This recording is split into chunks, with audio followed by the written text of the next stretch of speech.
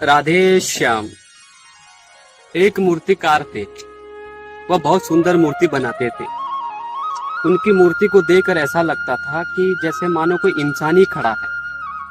बड़ी सुंदर, बड़ी अलौकिक तरीके से मूर्ति को बनाते थे। लेकिन जब भी वो मूर्ति को बनाते थे तो वो एक चौराहे पर खड़ा कर देते थे और एक नीचे एक बोर्ड लगा देते थे।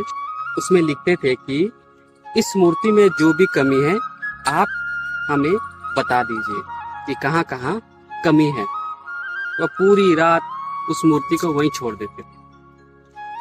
अगले दिन सुबह जब वो मूर्ति देखने जाते थे तो कहीं ना कहीं सब लोग अपने अपने अनुसार कमियां निकाल देते थे।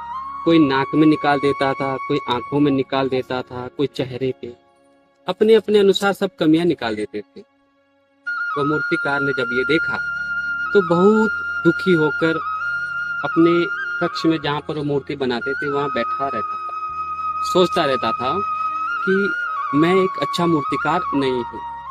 जब वह मनोदशा में, बिल्कुल उदास मनोदशा में बैठा रहता था तो एक दिन उसका मित्र आया।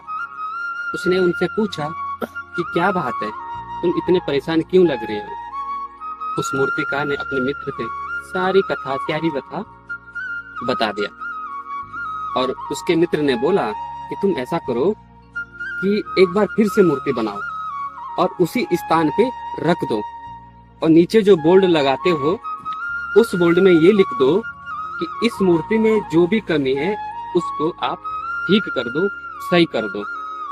उसने ऐसा ही किया। अगले दिन सुबह जब वो गए तो उस मूर्ति में कोई भी कमी किसी ने नहीं निकाली। उस मूर्तिकार ने देखा तो सोच में पड़ गया।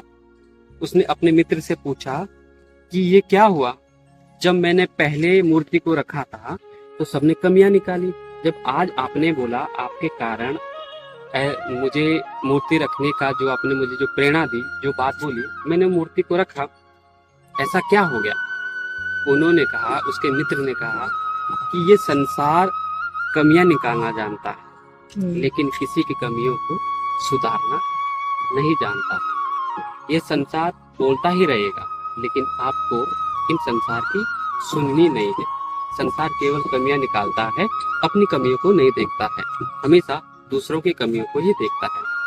इसीलिए जीवन में हम जो भी करें, कुछ भी करें, लोगों का काम बोलना है, लोगों को बोलने दो, अपने कार्य को ईमानदारी से और प्रेम से करते रहिए। इस कहानी से हमें यही प्रेरणा मिलती है। राधे श्याम।